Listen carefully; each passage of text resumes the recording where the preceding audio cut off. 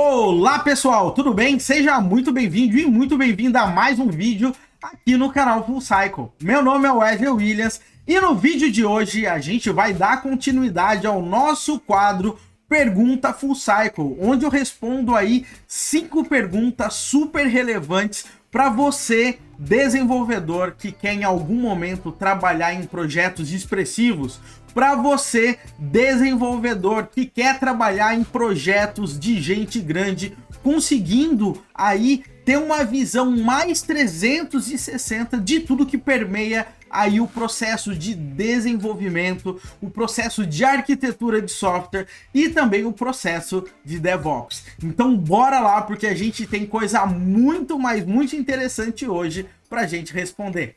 Roda a vinheta!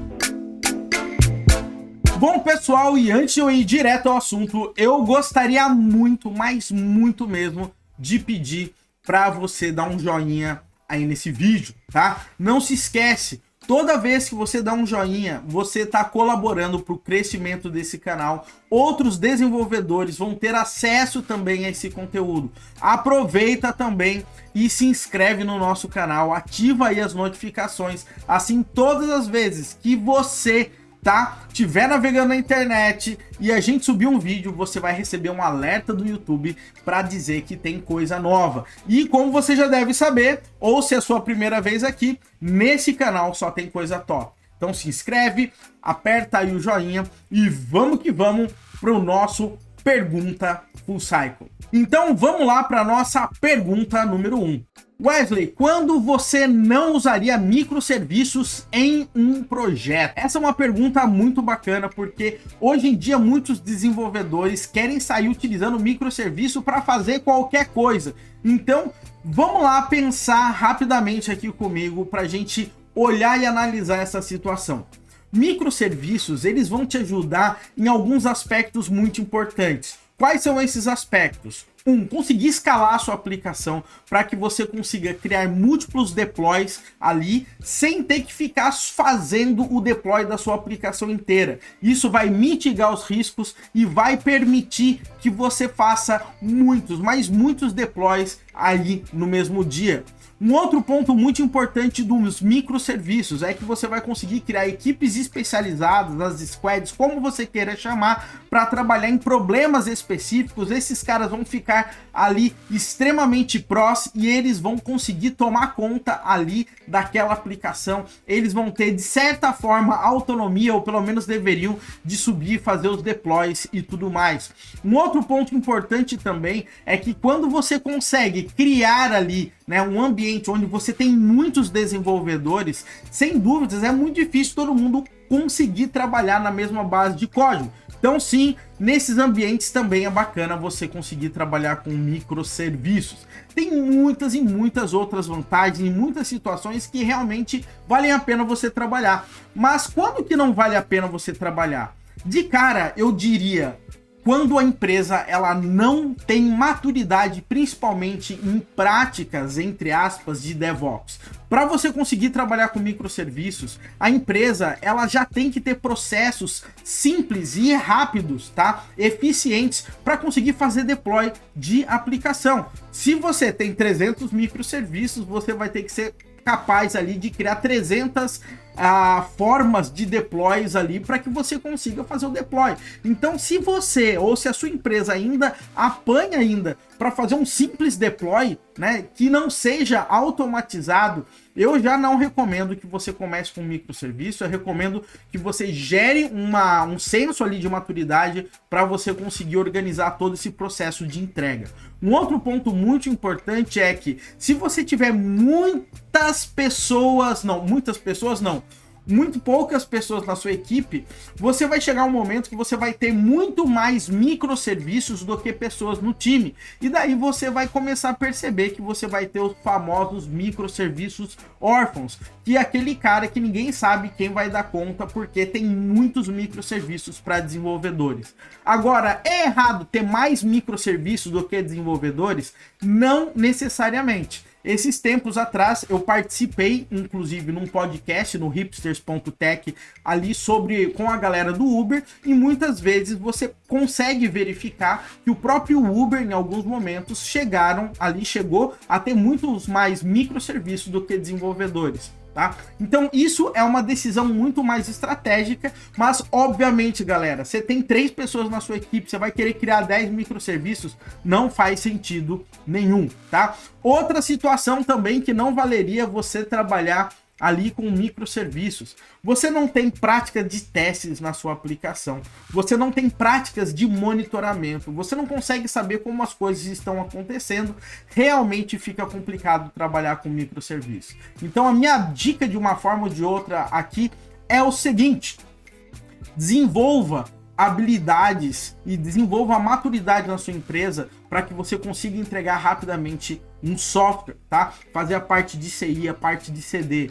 Consiga ter testes nesse software, consiga trabalhar com observabilidade, consiga ter certeza que o seu time está preparado para conseguir assumir um projeto em específico ali, e esse projeto vai conseguir se comunicar com os outros, tá? Então pense nesses pontos, pense muito nessa parte de observabilidade. Sem isso, eu não subiria um único microserviço no ar.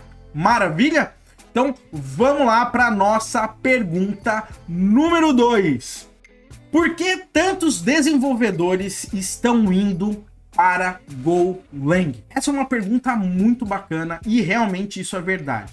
Inclusive, ultimamente, eu faço pesquisas com os nossos próprios participantes das nossas imersões que normalmente a gente faz. E é muito interessante porque Golang é uma linguagem que disparado é a principal, que os desenvolvedores, pelo menos que participam das imersões que a gente faz, é a que é a mais procurada. E por que será? Eu acredito, tá? E isso é um chute, é uma análise, vamos dizer, empírica, do que eu vejo hoje em dia no mercado, é o seguinte: grandes empresas estão precisando escalar suas aplicações e Golang já se provou ser uma linguagem fácil de desenvolver e com uma possibilidade muito grande ali de receber requisições, tratar coisas parrudas, tá? Com uma simplicidade enorme, tá? Uma outra coisa bem interessante é que o processo de você trabalhar com deploys, quando você vai fazer com Golang, é muito simples, porque você tem apenas um arquivo e ele é um arquivo ali binário, então fica tudo muito mais fácil para você fazer todos esses processos. Uma outra coisa bem interessante é que, de acordo aí com muitas pesquisas, depois eu vejo se eu deixo aí na descrição, Golang atualmente, pelo menos aqui no Brasil, é uma das linguagens que mais estão pagando bem, né? Então, quando você vê que você é um desenvolvedor que pode ganhar mais, consegue entregar aplicações que conseguem suportar ali milhares e quiçá milhões ali de requisições e ao mesmo tempo que seja simples, rápida de aprender, eu acho que você não tem que pensar muito bem. O mercado tá de olho na Golang. A maioria das empresas grandes hoje em dia que eu vejo, todas estão trabalhando com Golang. Maravilha? Então acho que isso resume bem a pergunta aqui que fizeram pra gente sobre Golang. Maravilha? Vamos lá para nossa terceira pergunta. Qual é a diferença entre ELK Stack, tá? E Elastic Stack? Essa é uma pergunta muito bacana e eu acho que é mais uma curiosidade aí de mercado. O que acontece é o seguinte, vamos lá. Quando o pessoal ali da Elastic começou a trabalhar firme no Elasticsearch, a ideia inicial era conseguir criar um banco de dados muito parrudo para conseguir fazer consultas e tudo mais. O pessoal começou a perceber que daria para a gente começar a guardar logs, guardar métricas nesse banco de dados para que nós possamos ali, vamos dizer, monitorar, conseguir auditar os nossos sistemas. Ao mesmo tempo, surge aí também o Logstash, que é uma ferramenta fantástica para que você consiga pegar informações de uma fonte de dados, transformar essa informação e já conseguir jogar para o Elasticsearch. Então, quando você pega ali ELK, a gente tá falando realmente do Elasticsearch, do Logstash ali também, tá? E do Kibana, que é um dashboard onde você consegue visualizar, criar gráficos e tudo mais com todas as informações que estão no Elastic Stack.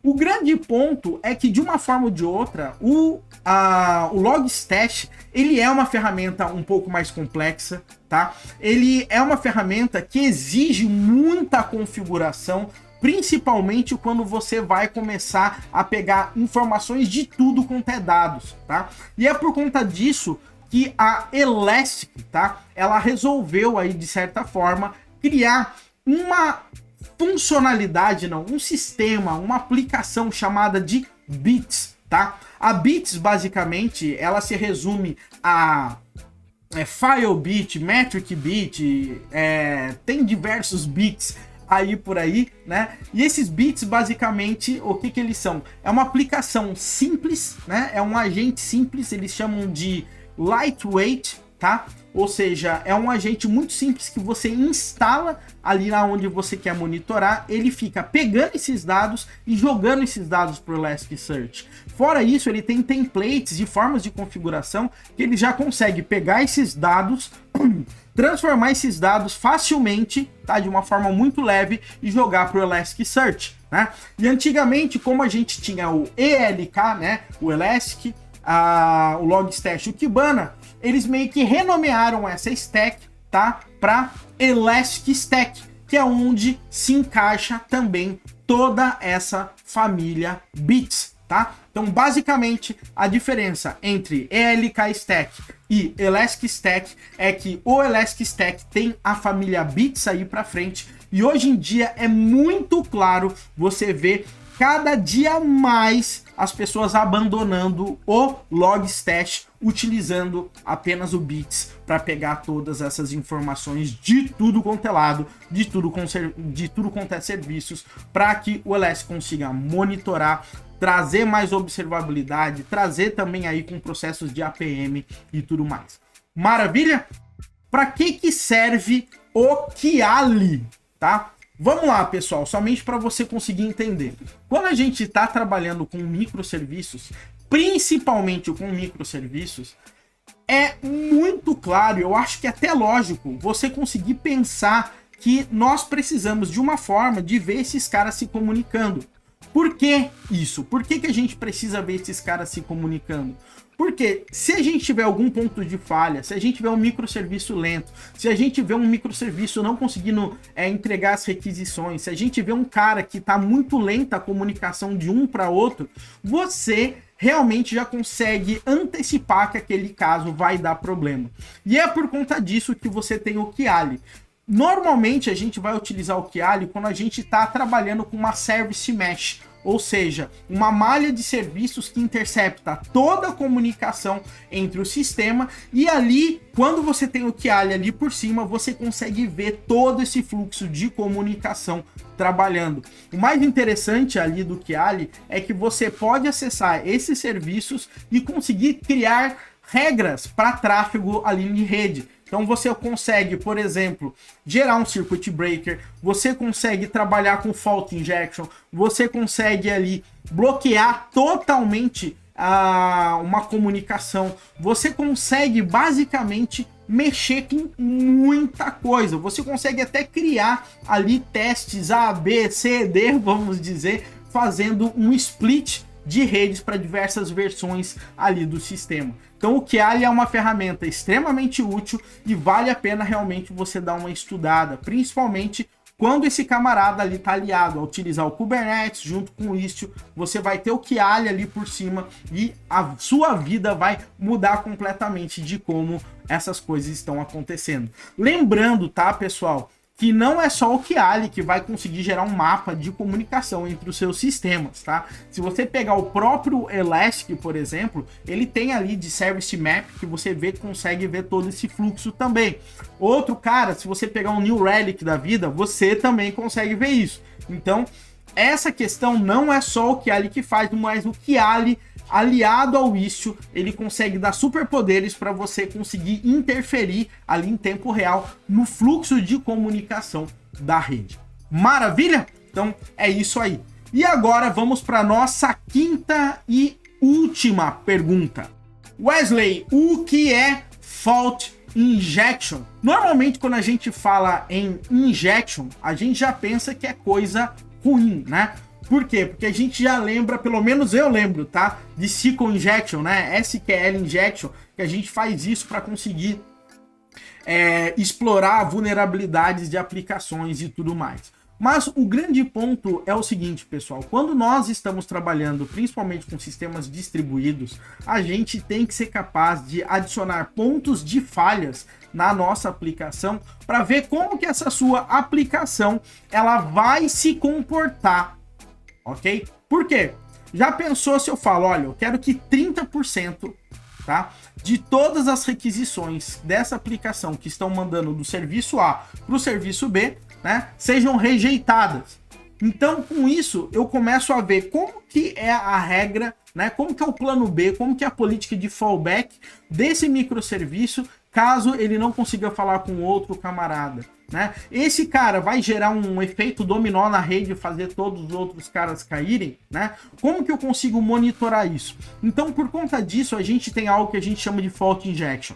Basicamente, você, de forma proposital, fala que você vai adicionar um problema específico ali na rede. Você pode, por exemplo, barrar a comunicação completa de um microserviço. Você pode falar que todo mundo que mandar uma request ali, 10% daquela request vai retornar 404, ou vai retornar um 503, ou um 504, e daí você começa a verificar como que você consegue criar regras e estratégias para conseguir se livrar desses problemas e ver se realmente o seu microserviço ele é autônomo o suficiente para conseguir resolver esses tipos de problema.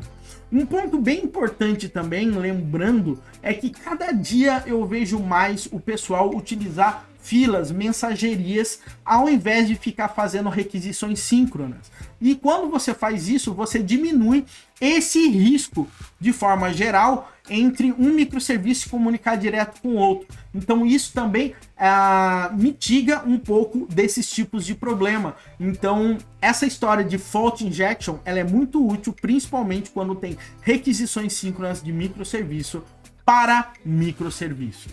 Maravilha? Bom, pessoal, era isso que eu tinha hoje para falar para vocês. Eu acredito que esse vídeo ficou um pouco grande, mas eu espero que essas respostas aí consigam ter te ajudado e ter tido uma visão um pouco melhor aí sobre microserviços, Elastic, Golang, Kiali, Fault Injection e tudo mais. Lembrando, se você acha que esse vídeo agregou aí para sua carreira, não esquece, dá um joinha nesse vídeo, assina aí o nosso canal e também ativa as notificações, assim todas as vezes que a gente subir um vídeo top que esse, você vai ser notificado. E é isso aí, galera. Até o nosso próximo vídeo aqui no canal Full Cycle.